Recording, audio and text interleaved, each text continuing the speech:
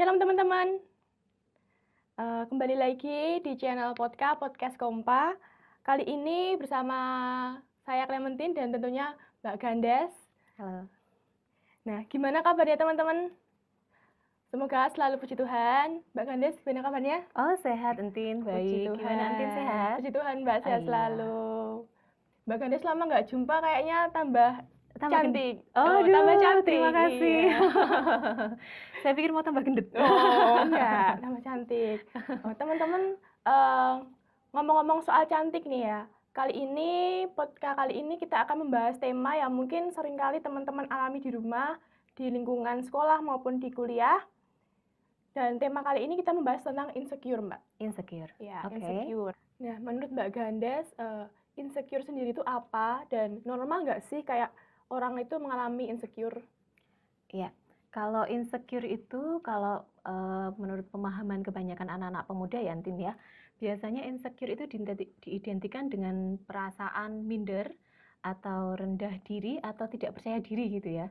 Kadang kalau ada anak muda yang merasa aku kok seperti ini pendek, aku kok tidak cantik gitu ya. Itu kadang perasaan minder seperti itu ya yang disebutkan dengan insecure. Tetapi kita juga akan mengetahui insecure itu kalau berdasarkan psikologi, itu ada Bimo Bramantyo, seorang fakultas psikologi dari Universitas Indonesia, itu mengatakan bahwa insecure itu sebenarnya adalah emosi yang ketika kita merasa inferior. Inferior itu perasaan kurang, perasaan rendah diri dari orang lain. Jadi ini ada membandingkan dengan orang lain ya. Kemudian perasaan ini yang akhirnya membuat efek negatif terhadap diri kita. Nah, ini yang akhirnya membuat rasa insecure itu tidak aman, merasa cemas, merasa minder, tidak percaya diri, karena kita melihat kelebihan orang lain, kita membandingkan dengan orang lain, melihat kelebihan orang lain, dan melihat diri kita sendiri ada sesuatu yang kurang. Iya. Nah, ini yang akhirnya membuat kita efek negatif ke diri kita. Ini yang disebut dengan insecure berdasarkan psikolog tersebut. Nah, tapi sebenarnya insecure itu, Entin, itu tidak selamanya berefek negatif, bisa juga berefek positif. Nah, ini yang akhirnya disebut dengan terinspirasi. Jadi tidak selamanya negatif sebenarnya insecure itu. Jadi kalau tadi Entin bilang normal atau enggak, Mbak? Normal sekali. Normal, Itu wajar, ya. wajar Kalau banget. insecure berarti tanda tanya. Nah, itu. Jadi wajar sekali sebenarnya kalau kita pernah merasa insecure gitu ya, merasa cemas, merasa rendah diri, tidak pede gitu ya, minder, apalagi minder gitu, kurang gitu ya. Karena kita sebagai makhluk sosial itu sering bergaul atau memiliki komunitas, bergaul dengan banyak orang, kemudian kita melihat kelebihan orang lain, kemudian membandingkan dengan diri kita. Kok dia lebih tinggi, lebih kurus, tinggi, putih gitu ya. Kok saya kok pendek, kok saya saya tidak bisa saya tidak bisa ngomong di depan banyak orang. Saya tidak pede kalau suruh nyanyi, saya tidak main gitarnya nggak sepinter dia. Nah, itu yang akhirnya membuat kita insecure. Itu normal sekali, wajar sekali. Itu karena kita memang sering merasa kurang seperti itu. Nah, insecure sendiri tuh kayak ada nggak sih Mbak faktor-faktor yang mempengaruhi diri kita tuh insecure, kayak mungkin dari internal ataupun eksternal gitu? Iya, insecure itu seperti tadi yang dari awal ya, bahwa kita insecure itu muncul dari diri kita sendiri, dari pemahaman kita. Jadi bisa dari internal, tadi Entin sebutkan, bisa dari internal, bisa dari eksternal. Kalau dari internal kan dari diri kita, pertama dari pikiran kita. Mindset sendiri Iya, ya? mindset kita. Kalau kita berpikir bahwa kita banyak kekurangan, sementara orang lain yang kita lihat itu banyak kelebihannya. Nah, itu kan sudah membuat kita merasa kurang, akhirnya merasa minder gitu ya. Nah, itu dari diri kita sendiri. Kita sering membuat kata-kata yang, aduh, saya kurang ini, saya kurang itu gitu. Kalau dari faktor eksternal ada juga. Jadi seperti ini. Kalau kita tadi sebagai makhluk sosial, kita sering bergaul.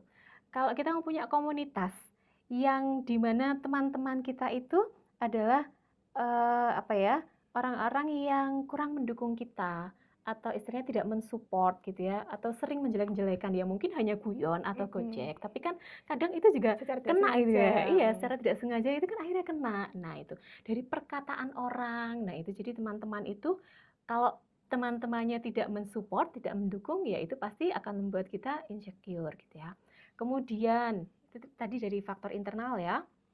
dari pikiran kita, terus juga dari trauma, Entin. Oh, dari Kalau trauma iya, juga. dari trauma juga bisa. Kalau misalnya kita punya trauma masa lalu, kita punya pengalaman yang tidak menyenangkan, misalnya tentang tadi pernah nge-MC misalkan seperti Entin tuh ya, dulu pernah nge-MC, tapi tiba-tiba di tengah nge-MC kok terus blank, terus tidak tahu apa. Nah, itu kan akhirnya ketika suatu saat diminta Nge-MC untuk lagi. nge-MC lagi, itu udah merasa cemas, Mm-mm. merasa tidak mampu, merasa kurang gitu ya. Nah, itu bisa dari trauma, bisa dari mindset. Kemudian yang dari faktor eksternal tadi adalah pergaulan yang teman-temannya atau komunitasnya tidak mendukung. Kemudian, nah ini yang sering kali Entin, anak-anak muda biasanya apa? Kalau yang membandingkan saya dengan orang lain itu biasanya dari apa? Fisiknya. Fisiknya, oke. Melihatnya dari apa? Tidak melihat secara langsung, tetapi melihat yang stalker-stalker itu, Oh iya. medsos ya. Iya. Nah, itu. Biasanya itu paling apa ya, berpengaruh sekali Nah, Mbak medsos tuh. itu betul, betul, betul. Dari media sosial ya. Kita sering kali tidak sadar media sosial itu punya pengaruh yang besar. Kita merasa minder, menilai diri kita kurang dari orang lain. Kita lihat kelebihan orang lain. Oh, si ini posting dia piknik ke Jalan-jalan gitu kan ya. jalan-jalan ke luar negeri. Si ini posting sedang makan di restoran mewah. Nah, itu ya. Itu kan seringkali akhirnya menilai orang lain lebih, padahal kita nggak tahu yang sebenarnya terjadi kan. So don't judge the book by its cover gitu ya. Sebenarnya nggak boleh. Nah, tapi kita mau nggak mau dari kita stalker misalnya ke Facebook di medsos kayak gitu. Nah, itu kan akhirnya membuat kita merasa minder, merasa kurang. Kemudian yang terakhir Entin, pengaruhnya pengaruh insecure itu disebabkan dari ekspektasi yang terlalu tinggi atau Berlebihan. overthinking baik dari diri kita sendiri ataupun dari orang lain di sekitar kita yang dekat dengan kita, misalkan orang tua gitu ya, atau teman dekat kita gitu. Jadi kita mengharapkannya terlalu tinggi akan diri kita, ini yang akhirnya kenyataannya tidak seperti itu. Ini akhirnya yang membuat kita bisa menjadi merasa insecure, minder itu. Oke. Terus kan kayak setiap orang itu pasti punya keberhasilannya masing-masing ya Mbak Iya. ya. Teman-teman pasti juga kadang merasa iri juga atas keberhasilan orang lain. Baik ya misalnya kayak teman kalian punya pacar ganteng, cantik, ataupun prestasi teman-teman kalian lebih baik daripada kalian. Nah, sebenarnya gimana sih cara mengatasi kayak itu tadi Mbak kayak iri dengan keberhasilan orang lain, terus dampak terburuk juga dari Insecure iya gitu itu ya, sendiri tuh merasa minder apa? itu ya. Iya. Tadi kalau misalkan kita merasa iri kalau orang lain punya prestasi yang lebih dari kita, atau kok dia punya pacar ganteng toh, kok aku enggak. Jangankan pacar ganteng, pacar aja nggak punya gitu ya. Kebetulan aja nggak punya Mbak. Pacar aja nggak punya. Nah, itu akhirnya membuat insecure gitu ya. Nah, itu sebenarnya wajar sekali ya. Tadi dibilang bahwa kita itu adalah makhluk sosial. Kita bersosialisasi, kita bergaul dengan semua orang yang punya kelebihan dan kekurangan masing-masing. Kadang Entin, jadi itu tadi don't judge the book by its cover gitu ya. Kadang teman yang punya pacar ganteng belum tentu dia bahagia loh. Terus teman-teman dengerin ya. Nah, terus belum tentu yang punya prestasi bagus dia itu nyaman-nyaman saja. Di rumah dia harus les, harus wah Begadang mungkin. Nah, iya di sekolah dia kalau misalnya tersaingi, wah sama sekali tidak aman gitu ya. Nah, itu kan sebenarnya punya kelebihan dan kekurangan masing-masing. Jadi sebenarnya tadi kalau Entin tanya cara mengatasinya gimana sih kalau kita punya perasaan seperti itu? Yang pertama kita harus memiliki rasa bersyukur. Jadi milikilah rasa syukur itu. Apapun yang kita punya kelebihan. Kita memang punya kekurangan, tapi kita juga punya kelebihan gitu. Jadi ketika orang lain punya kelebihan, kita sebenarnya juga punya kelebihan yang kadang kita tidak melihat. Kita hanya melihatnya kelebihan orang lain, tetapi tidak melihat kelebihan kita sendiri. Nah, kita harus merasa bersyukur bahwa meskipun saya pendek misalnya, saya tidak cantik, saya tidak punya pacar yang ganteng seperti dia, prestasi saya tidak sebagus dia gitu, tapi saya bersyukur karena saya punya keluarga yang mendukung saya aman atau merasa nyaman bergaul dengan siapa saja, atau kalau ada yang punya prestasi yang lebih tinggi, saya biasa-biasa aja. Nah, itu kan kita miliki rasa bersyukur itu bahwa saya juga punya kelebihan. Nah, kemudian ketika kita punya rasa syukur itu kita gali kelebihan kita apa gitu loh. Jadi tidak hanya kemudian kita ya sudahlah saya memang itu kekurangan saya. Nah, tapi kita juga harus kalau dia punya kelebihan, kelebihan saya apa?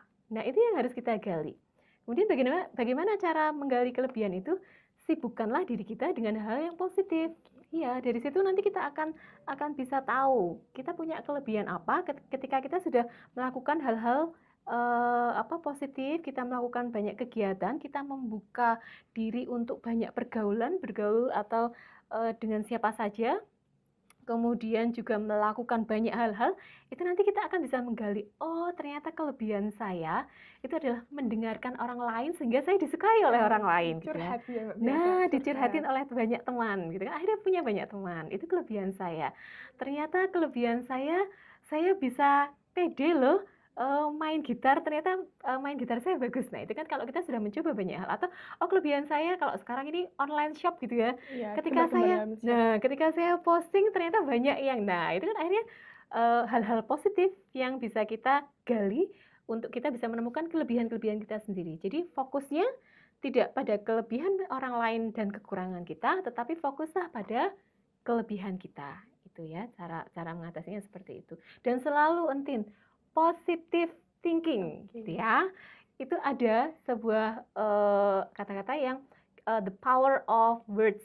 Jadi bagaimana kita memotivasi diri kita dengan kata-kata positif, saya bisa, saya punya kelebihan, itu akan lebih memacu kita menghindari rasa insecure itu, tetapi malah akan membuat kita merasa nyaman-nyaman saja. Apapun kelebihan orang lain, ya orang lain. Kelebihan saya gitu. Berarti kan kalau teman-teman merasa insecure gitu, berarti kita harus lebih bersyukur sama apa yang kita Ya, punya gitu ya betul, Mbak. betul. Misalkan kita belum menemukan kayak kelebihan kita, kita harus kayak mencoba kayak mencari dengan hal-hal yang positif gitu ya. Betul. Dicoba sebanyak mungkin kegiatan-kegiatan, misalkan dengan kegiatan seperti ini ya, misalkan entin, ngensi, atau ada lagi yang main musik, atau ada yang mencoba song leader, atau ada yang bisa memimpin PA, berbicara di depan umum, berdoa saja. Kadang ada yang insecure ya, Iya, berdoa aja mereka nah, nggak mau gitu. Nah, kalau ada yang ditunjuk berdoa, aduh gitu. Deg-degan gitu. Sebenarnya ya mungkin itu oke lah, normal-normal saja, bisa saja. Tetapi kita batasi, jangan terlalu lama gitu loh. Jadi ya itu tadi, kita gali, kita coba. Jadi kalau kita sudah berusaha untuk keluar dari zona nyaman, out of the box, itu nanti kita akan tahu, oh ternyata saya bisa mengatasi ini, oh ternyata saya mampu untuk hal ini gitu. Nanti kita akan bisa menemukan kelebihan-kelebihan kita. Nah kan terkadang itu toh Mbak, kita itu udah merasa kayak udah mau merasa percaya diri nih, tapi kadang tuh kayak perkataan orang lain tuh yang bikin kita jadi kayak oh minder lagi nih, kayak insecure.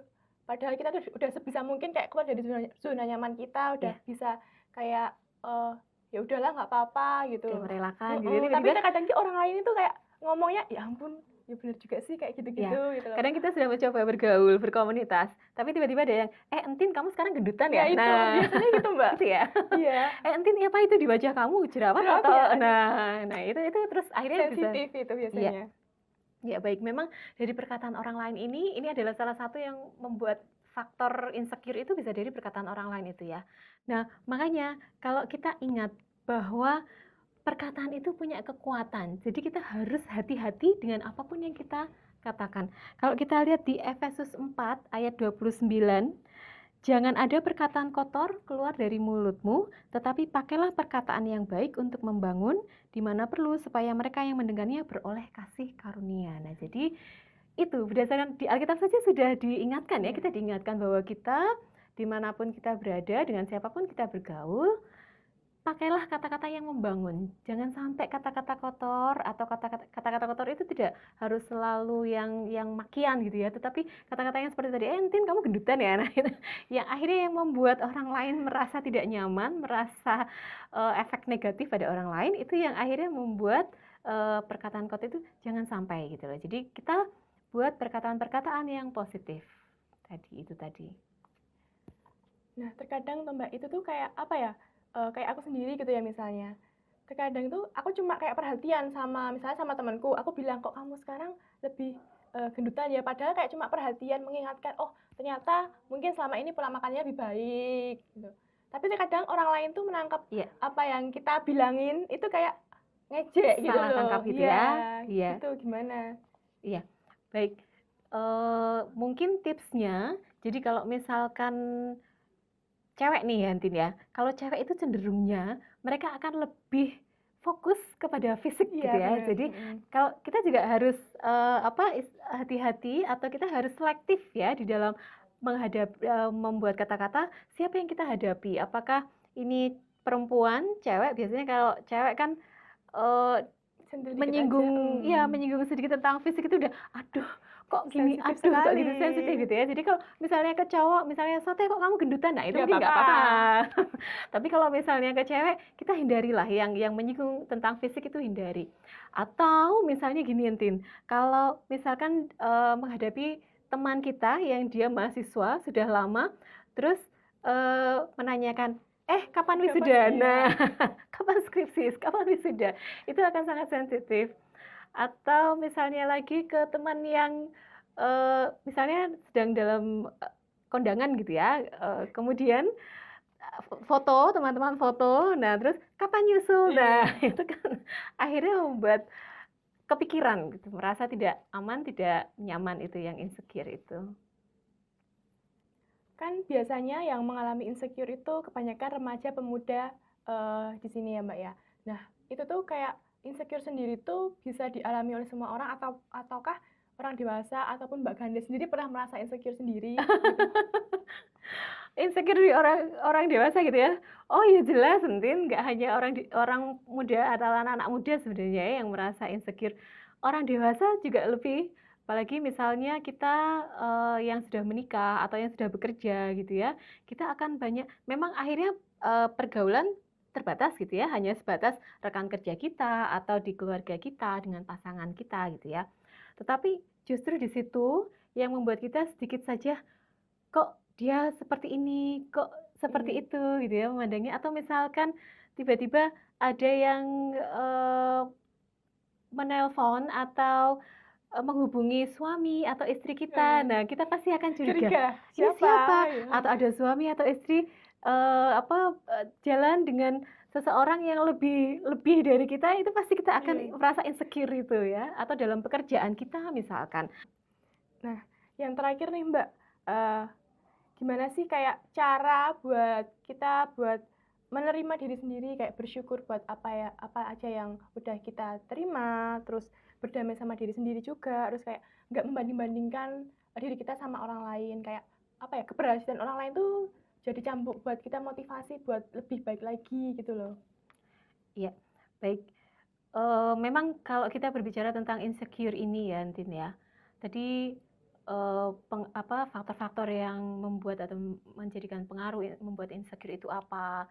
Nah, apalagi dampak Dampak negatifnya terburuk ya, insecure, dampak terburuknya itu, saya pernah baca itu, artis Korea namanya kalau nggak salah Choi Jin-ri, Suli. Oh ya, Pernah Suli, dengar? iya Heeh. yang bunuh diri itu ya? Iya iya, itu kan bunuh diri itu sebenarnya karena perkataan orang lain gitu ya. Jadi dia merasa insecure, tidak aman itu karena memang dari perkataan. Akhirnya dia sampai, nah dampak terburuknya ini adalah sampai bunuh diri. Nah, makanya teman-teman, ayo kita buat perkataan-perkataan yang positif gitu ya. Dan seandainya kita sudah membuat atau memotivasi diri kita dengan perkataan-perkataan yang positif, kita kemudian juga, membuat atau lah, kok membuat sih? Kita melibatkan diri kita dengan banyak kegiatan-kegiatan yang positif, membuat diri kita sibuk dengan kegiatan-kegiatan positif, menggali potensi-potensi atau kelebihan-kelebihan kita apa. Ingat bahwa Alkitab sendiri ini yang paling utama ya intinya, bahwa Alkitab sendiri sebenarnya juga mengatakan bahwa kita itu berharga, sangat berharga. Berharga Jadi kalau sekali. kita kok tetap tidak bisa menemukan apa kelebihan kita, tetap merasa minder, tetap merasa tidak percaya diri, ingat, Alkitab itu mengatakan kamu berharga. Dari mana kita tahu bahwa, diri kita berharga? Yesaya 43 ayat 4, oleh karena engkau berharga di mataku dan mulia, dan aku ini mengasihi engkau, maka aku memberikan manusia sebagai gantimu dan bangsa-bangsa sebagai ganti nyawamu. Oleh karena engkau berharga di mataku. Mata siapa? Mata Tuhan Allah sendiri. Nah, aku mengasihi engkau, aku memberikan manusia sebagai gantimu. Memberikan manusia siapa? Yesus. Jadi, begitu berharganya kita dengan apapun kekurangan dan kelebihan kita, kita itu sangat berharga di mata Allah. Sehingga sampai Yesus yang adalah Allah itu diberikan kepada kita. Coba Entin bayangkan, ada nggak yang mau mati untuk kita? Yang sampai disiksa sedemikian rupa, hanya karena apa? Kita berharga. Pacar kita mau nggak? Bodo amat gitu, Mbak. Nah itu, Allah mengatakan kita sangat berharga. Itu yang pertama yang harus kita ingat ya, kita jadikan pedoman bahwa kita berharga. Yang kedua, sebenarnya kita adalah sempurna. Sempurna maksudnya sempurna karena kita diciptakan menurut gambar Allah. Allah itu sempurna nggak, Entin? Sempurna ya, Sempurna. Allah itu sangat sempurna. Kita diciptakan berdasar atau menurut gambar Allah. Loh, dari mana kita tahu? Dari Kejadian 1 ayat 27 di situ disebutkan Allah menciptakan manusia itu menurut gambarnya. Jadi kita manusia diciptakan menurut gambar Allah. Kalau kita melihat atau kita merasa bahwa Allah itu adalah sempurna, kita memandang Allah itu sempurna, maka kita yang diciptakan menurut gambar Allah juga adalah sempurna. Apapun kekurangan dan kelebihan kita. Bedanya kalau Allah memang tidak berdosa, Yesus tidak berdosa, kalau kita berdosa, itu yang membedakan. Jadi akhirnya kita yang merasa kurang. Kita merasa Tidak kekurangan nyaman. kita itu menutupi kelebihan-kelebihan kita. Padahal sebenarnya kita diciptakan menurut gambar Allah. Itu yang membuat kita sempurna. Kemudian yang ketiga adalah bahwa kita memiliki masa depan yang cerah karena Allah sendiri yang menjanjikan. Di Yeremia 29 ayat 11, sebab aku ini mengetahui rancangan-rancangan apa yang ada padaku mengenai kamu, yaitu rancangan damai sejahtera dan bukan rancangan kecelakaan, untuk memberikan kepadamu hari depan yang penuh harapan. Jadi kalau kita hanya terfokus pada kekurangan kita tanpa melihat atau menggali kelebihan kita, kemudian kita terus-menerus merasa insecure, merasa minder, merasa tidak percaya diri, salah teman-teman.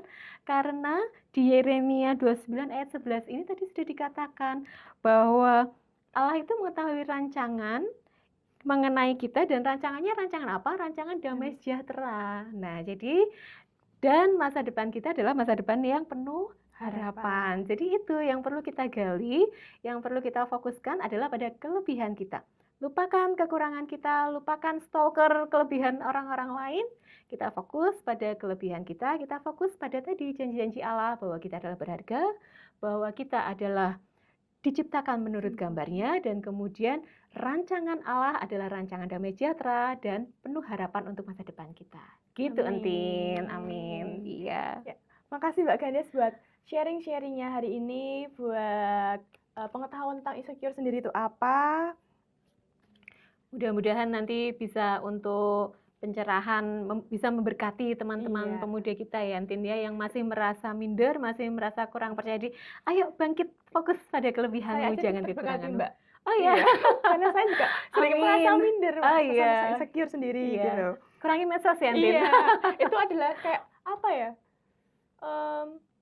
Suatu kayak bom besar buat diri sendiri Iya, gitu loh. betul. Karena medsos tuh kayak pengaruhnya buruk sekali kalau Betul. kan kadang kita nggak tahu jalan cerita orang tuh nggak selalu mulus kayak di medsos gitu kan. Iya, Kadang kayak terjal tapi yang terlihat cuma yang baik-baik aja. Iya, betul. Yang terlihat tidak seperti yang sebenarnya terjadi. Ya. Terima kasih juga buat teman-teman yang udah setia nonton channel podcast kali ini. Jangan lupa like, komen, dan subscribe tentunya. Sampai jumpa di podcast selanjutnya. See you. See you.